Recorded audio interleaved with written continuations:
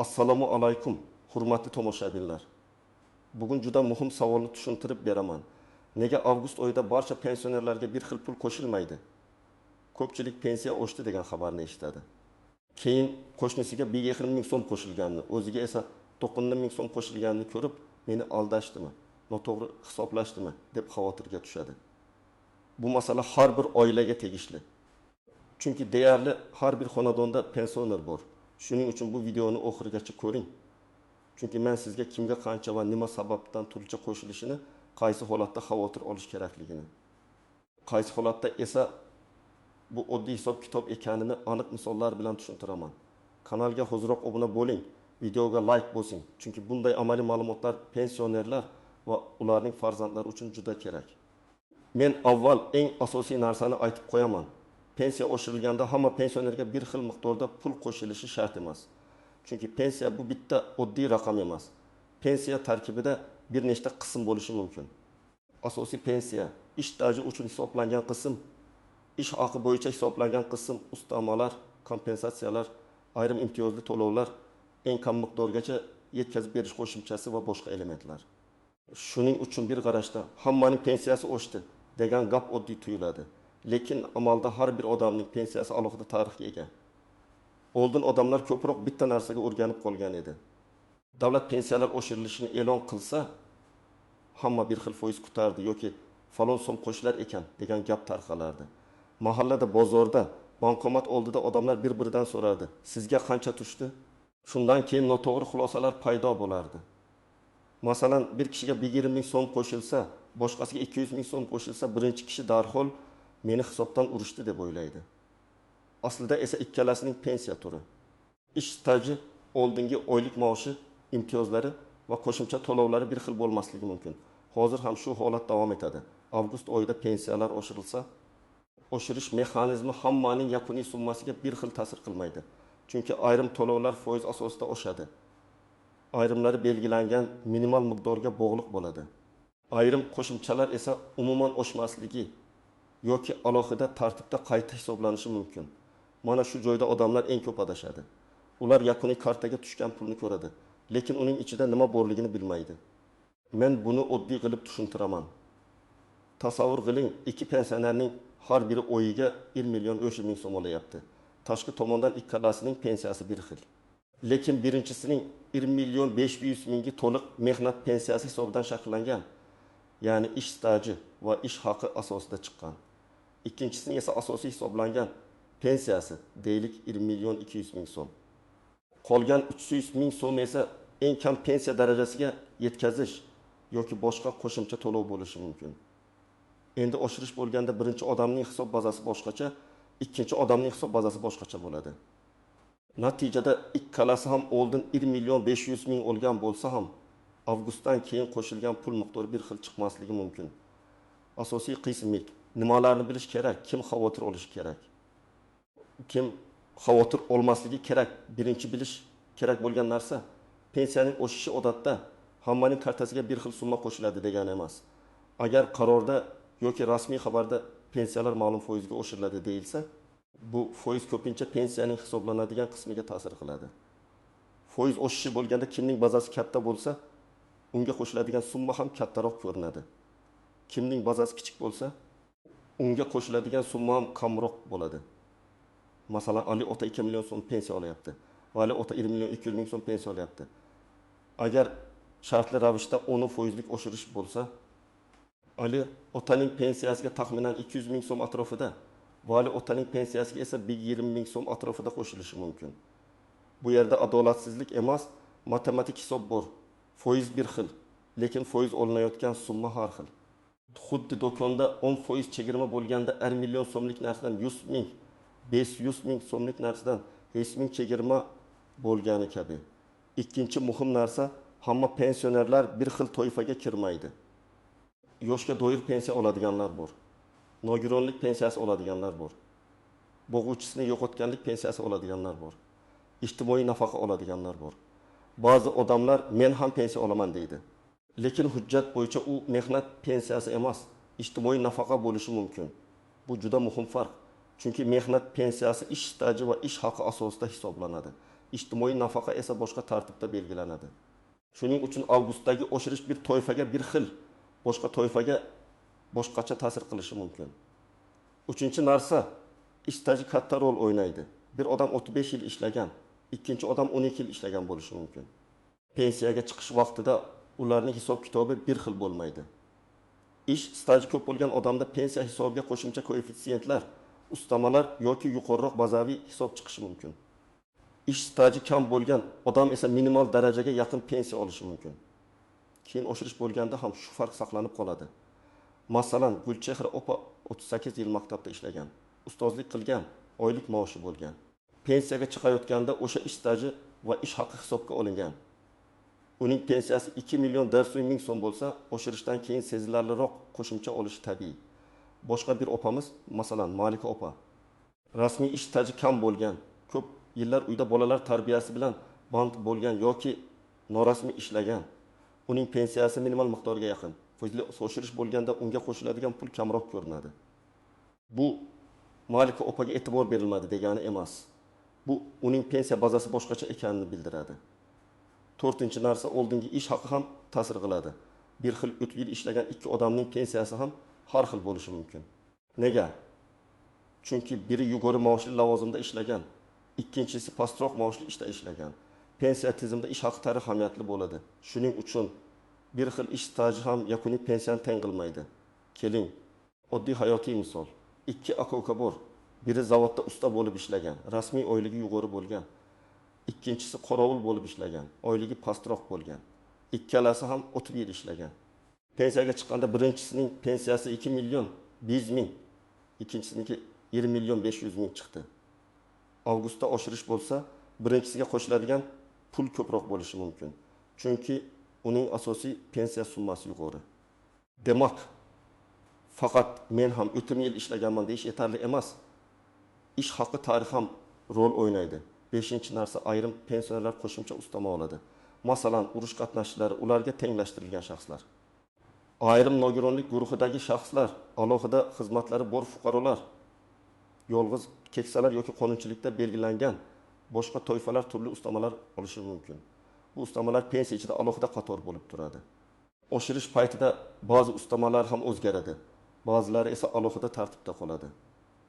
Shuning uchun ikki odamning umumiy pensiyasi o'xshash bo'lsa ham, tarkib boshqacha bo'lgani uchun avgustdagi qo'shimchasi farq qiladi. Kim xavotir olmasligi kerak? Agar sizga qo'shilgan pul qo'shningiznikidan kam bo'lsa, lekin sizning pensiya turingiz, ish stajingiz, avvalgi maoshingiz va ustamalaringiz undan farq qilsa, bu odatiy holat bo'lishi mumkin.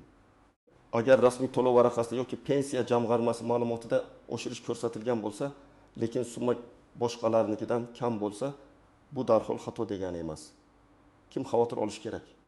Agar avgust oyida umuman hech qanday o'zgarish bo'lmasa, avvalgi summaning o'zi tushsa va siz rasmiy ravishda oshirish tegishli bo'lgan toifaga kirsangiz, albatta tekshirtirish kerak. Yoki oldingi oyda olgan pensiyangizdan kam pul tushib qolsa, bu ham sababini aniqlashni talab qiladi. Shuningdek, sizning ish stajingiz hujjatda noto'g'ri ko'rsatilgan bo'lsa, ayrim yillaringiz hisobga olinmagan bo'lsa, familiya o'zgarishi, arxiv ma'lumotlari, mehnat daftarchasidagi xatolar sabab bo'lsa, pensiya noto'g'ri hisoblanayotgan bo'lishi mumkin. Yana bir keng tarqalgan vaziyat bor. Ba'zi pensionerlar plastik kartaga tushgan summani ko'rib, menga kam qo'shildi deydi. Lekin ularning oldingi oyda qarzdorlik, aliment, kredit, ijro hujjati bo'yicha ushlab qolish yoki bank komissiyasi bilan bog'liq masala bo'lishi mumkin. Pensiya hisoblangan summa boshqa, kartaga real tushgan summa boshqa bo'lib qolishi ehtimoli bor. Shuning uchun faqat SMS xabarga qarab xulosa chiqarish noto'g'ri. Endi eng muhim nozik jihatlarga o'tamiz. Birinchi tuzoq, falon odamga shuncha qo'shilibdi, menga ham shuncha qo'shilish kerak degan fikr. Bu eng katta xato. Pensiya hisob-kitobi shaxsiydir. Har bir odamning pensiya ishi alohida yuritiladi. Siz bilan bir mahallada yashaydigan bir xil yoshdagi, hatto bir xil korxonada ishlagan odamning pensiyasi ham sizniki bilan bir xil bo'lishi shart emas. Chunki u boshqa davrda boshqa maosh olgan bo'lishi, qo'shimcha ish staji bo'lishi, imtiyozli davrlari hisobga olingan bo'lishi yoki pensiyaga chiqqan sanasi boshqacha bo'lishi mumkin. Ikkinchi tuzoq, minimal pensiya va hisoblangan pensiyani aralashtirish. Ba'zi pensionerlarning pensiyasi asl hisob-kitob bo'yicha past chiqadi. keyin davlat tomonidan belgilangan eng kam darajaga yetkaziladi. Masalan, odamning ish staji kam yoki maoshi past bo'lgani uchun hisoblangan pensiyasi 900 ming so'm chiqdi. Lekin amaldagi tartibga ko'ra u ma'lum minimal darajadan kam bo'lmasligi kerak. Shunda unga qo'shimcha berilib, pensiyasi 1 million 200 ming so'mga yetkazildi deylik. Keyingi oshirishda aynan qaysi qism oshadi, qaysi qism minimal daraja bilan qayta moslashtiriladi, mana shu hisob natijaga ta'sir qiladi. Shuning uchun minimal pensiya oladiganlarning qo'shimchasi ba'zan boshqalarnikidan farq qiladi. 3-nozik jihat pensiya tayinlangan sana. Agar kimdir avgustdan oldin pensiyaga chiqqan bo'lsa, unga oshirish bir tartibda ta'sir qiladi. Agar kimdir avgust oyining o'zida yoki undan keyin pensiyaga chiqsa, uning pensiyasi allaqachon yangi miqdorlar bo'yicha hisoblanishi mumkin. Shuning uchun men avgustda chiqdim, nega alohida qo'shimcha tushmadi degan savol ham uchraydi. Sababi sizga pensiya boshdan yangi hisob-kitob bilan tayinlangan bo'lishi mumkin. Ya'ni siz alohida qo'shilgan summani ko'rmaysiz. Chunki u allaqachon dastlabki pensiya ichida hisobga olingan. 4-nozik jihat nogironlik pensiyasi va nogironlik nafaqasi farqi. Ko'p odam bu ikki tushunchani bir xil deb o'ylaydi. Aslida nogironlik pensiyasi uchun odatda mehnat staji, sug'urta davri va boshqa shartlar muhim bo'ladi. Nogironlik nafaqasi esa boshqa mezonlar asosida tayinlanishi mumkin. Shuning uchun avgustdagi oshirishda bu ikki toifa bir xil pul olmaydi. Bir oilada ikki nogiron shaxs bo'lishi mumkin. Bir mehnat pensiyasi oladi, ikkinchisi ijtimoiy nafaqa oladi. Ularning qo'shimchasi farq qilsa, bu avtomatik xato degani emas. 5-nozik jihat boquvchisini yo'qotganlik pensiyasida oluvchilar soni. Agar oila boquvchisini yo'qotganlik pensiyasi olayotgan bo'lsa, unda bitta yoki bir nechta oluvchi bo'lishi mumkin. Bolalar soni, ularga to'g'ri keladigan ulush, yosh chegarasi, o'qishi, hujjatlarning yangilanishi kabi omillar bor. Avgustdagi oshirish yakuniy oilaviy summada ko'rinishi mumkin. Lekin har bir oluvchiga taqsimlanishi sababli odamlar kutganidan boshqacha chiqadi. Masalan, ona 2 farzand uchun boquvchisini yo'qotganlik pensiyasi olyapti. Bir farzand 15 hujjat topshirmagan bo'lsa, to'lov tarkibi o'zgarishi mumkin. Shu paytda oshirish bor bo'lsa ham yakuniy summa juda katta ko'rinmasligi mumkin. 6-nozik jihat hujjatlar bazasidagi xatolar. Men amaliyotda ko'p ko'rganman, odam 25 yil ishlaganman deydi. Lekin elektron bazada 20 yil ko'rinadi.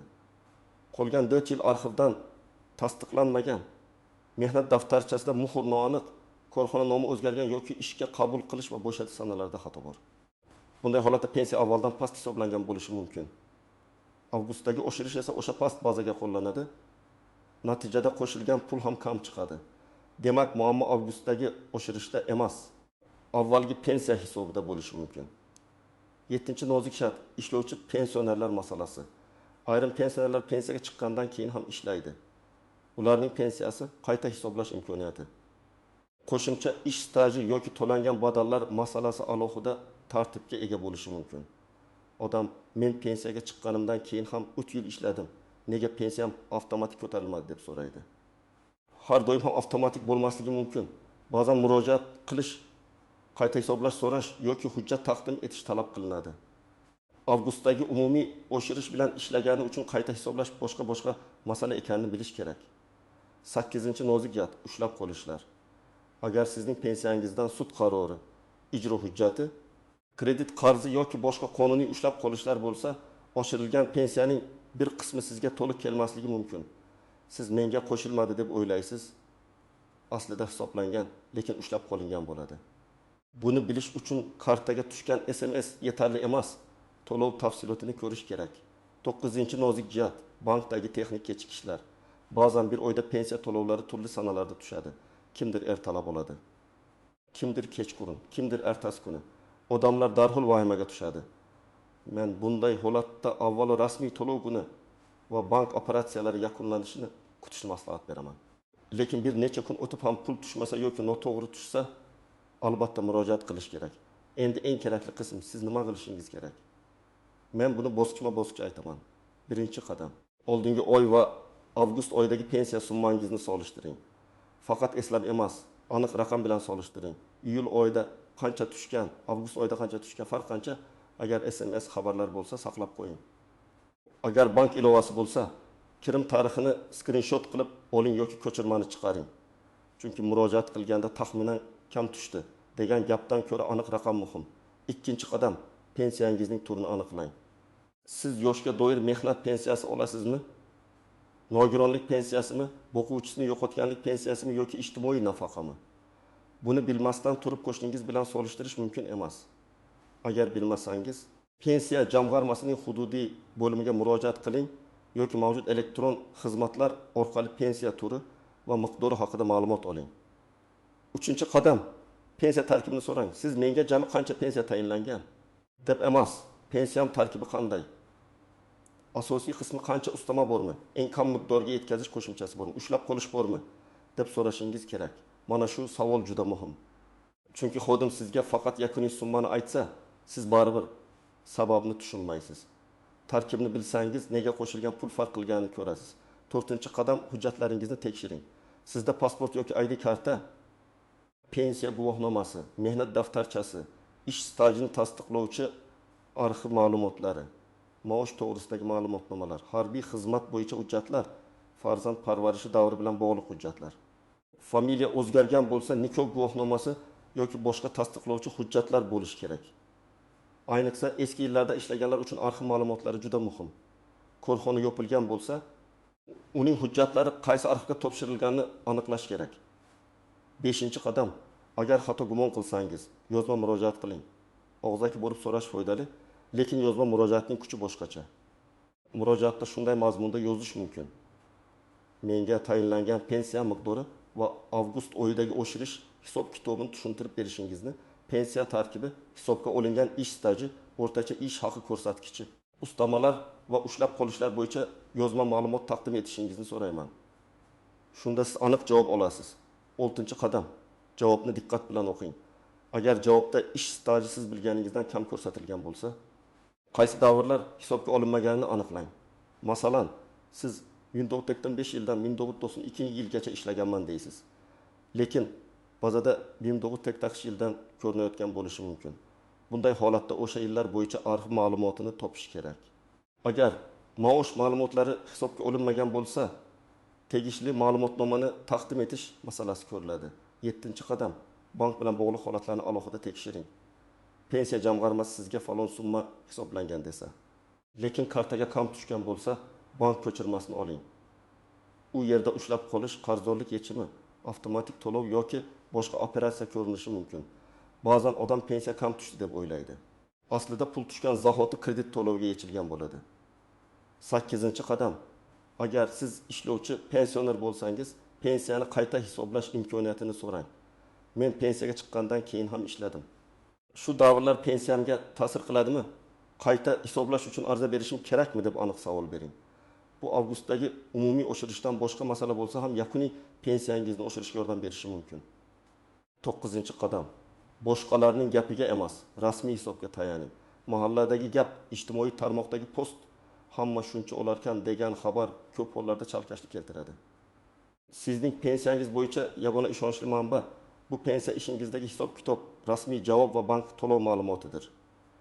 10-qadam, agar javobdan qoniqmasangiz, yuqori turuvchi tashkilotga yoki qonuniy tartibda shikoyat qilish huquqingiz bor. Murojaatingizga javob berishlari, hisob-kitobni tushuntirishlari kerak. Lekin shikoyat qilishdan oldin barcha hujjatlarni tartibga keltiring. Raqamlarni aniq yozing. Qaysi davr hisobga olinmaganini ko'rsating. Menga ham qo'shildi degan umumiy gapdan ko'ra, mening 1990-1995 yillardagi ish stajim hisobga olinmagan bo'lishi mumkin degan aniq dalil kuchliroq. Xulosa shuki, avgust oyida pensiyalar oshirilganda barcha pensionerlarga bir xil summa qo'shilmasligi tabiiy holat bo'lishi mumkin. Sababi pensiya turi, ish staji, avvalgi ish haqi, ustamalar, minimal miqdorga yetkazish qo'shimchasi, nogironlik yoki bo'g'uvchisini yo'qotganlik bo'yicha tartiblar, ushlab qolishlar va hujjatlardagi ma'lumotlar har bir odamda har xil. Shuning uchun qo'shningiz bilan o'zingizni solishtirib vahimaga tushmang. Avvalo o'z pensiyangiz tarkibini, hisoblangan summani va bankka tushgan summani aniqlang. Agar umuman oshirish bo'lmagan bo'lsa, oldingi summadan kam tushgan bo'lsa yoki ish stajingiz noto'g'ri ko'rsatilgan deb o'ylasangiz, buni albatta tekshirtiring. Hujjatlaringizni yig'ing, yozma murojaat qiling, pensiya tarkibi bo'yicha tushuntirish so'rang. Ana shunda siz taxmin bilan emas, aniq hisob kitob bilan harakat qilasiz. Sizda avgust oyida pensiyaga qancha qo'shildi? Qo'shningizniki bilan farq qildimi? Izohlarda yozib qoldiring. Men bunday vaziyatlarda odamlar ko'p duch keladigan xatolarni keyingi videolarda ham tushuntirib boraman. Videoga like bosing, kanalga obuna bo'ling va bu ma'lumotni pensioner yaqinlaringizga yuboring. Chunki birgina to'g'ri tushuntirish ko'p odamni behuda xavotirdan qutqaradi.